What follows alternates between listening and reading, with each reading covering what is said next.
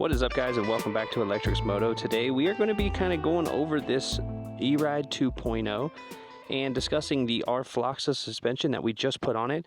This is the first trail ride we've had on this bike, and to say we're impressed is kind of an understatement. Alright, so this Rfloxa setup is good for Surron Light Bee, Talaria MX4, Eride Pro 2.0, and you can actually run a 21-18 wheel combo on this bike with these forks. It's a 203 to 228 millimeters of travel.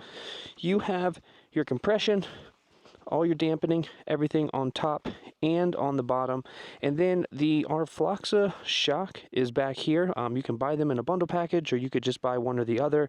I think the real point to this video is just to kind of go over, after 15 miles of pretty hard trails, what we think of these forks. I will give some more specifics and details about them, but for the most part, these forks perform probably, I mean, I can't really say that I've ridden a better fork on a small bike. Now, the Eride 3.0 does come with a fantastic set of factory forks, but these, for an upgrade, I would compare them in terms of how they feel to the EXTs, and they're significantly cheaper than that. Now, some people may discredit that, but I'm just telling you, based on feel and how I've ridden this bike for the last 15 miles, I'm incredibly impressed with the way that they've held up, and they don't seem to be losing any of their rebound or any of their compression for the last 15 miles. You can see the type of terrain that we're on. It's not easy. It's not, just simple trails. This is kind of enduro style riding, and these forks have held up fantastic so far. All right, so let's stick with the forks here. Try to get you a better view. These forks work with a 203 millimeter rotor. If you do have a 220, you can see this little spacer we have right there.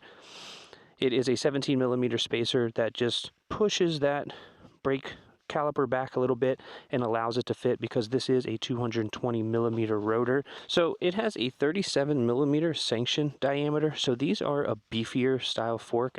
They feel very close to the beefiness of the factory Eride Pro 3.0 style of fork. And I really can't believe, for the amount of money that these cost, how well that they've done out here.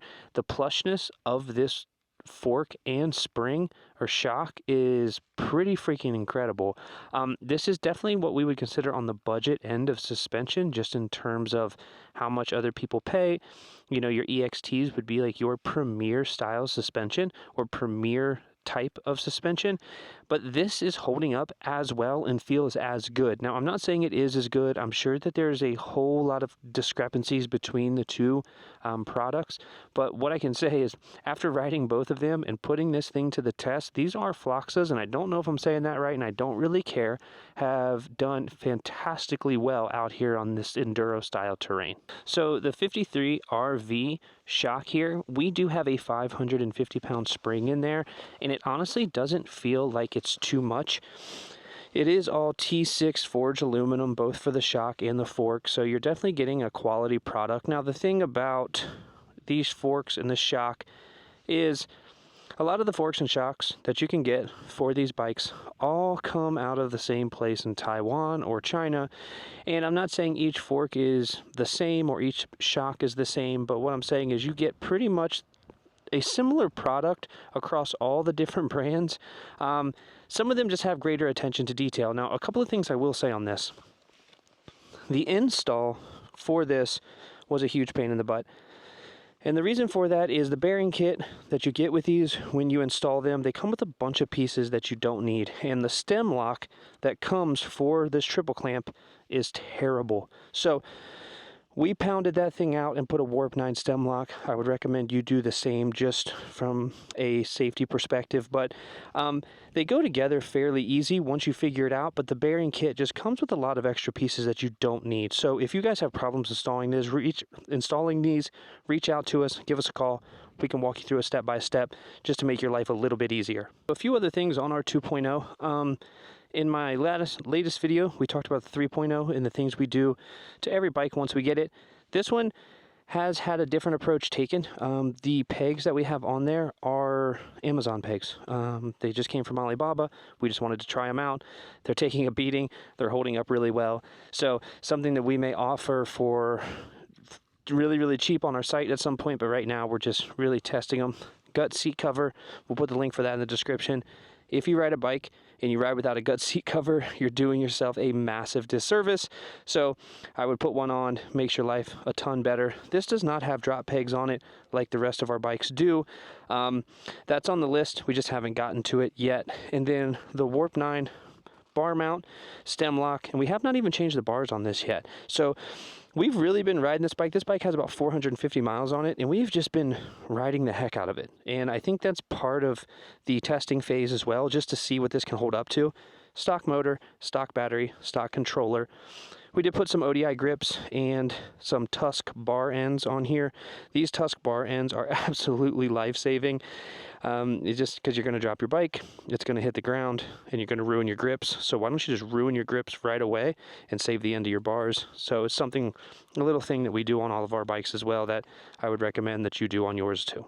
Okay, so that's the basic information that I have for you on the Rfloxa. I don't really know how you say it. They could have just made it simple, but of course, that's not the way they roll. The Tusk, I'm sorry, those are not Tusk. The Pivot Trax, mountain climber, hill climber, I forget the name of these tires, but let me tell you something. We have beat the heck out of these tires. They fit the factory wheels. I'll put the link in the description. I forgot to mention those. Those things have taken a beating, and you can probably see for yourself how scarred these tires are. This is 400 hard miles on these tires, and they're still holding up, and I believe you could get both front and rear for like $99 or something. So this is a complete factory wheel. We had to tighten the spokes yesterday because it was completely blown out, but this little mod here is definitely worth its weight in gold. Pivot Trax has a lot of really great products coming out for the E-moto market, and I'm super excited to have more of their products on our bikes so we can give them more testing and give you guys the information that you're probably after. Okay, so that's it. That's our bike. That's the suspension. That's some other stuff we have on the bike. I hope this video was helpful to you.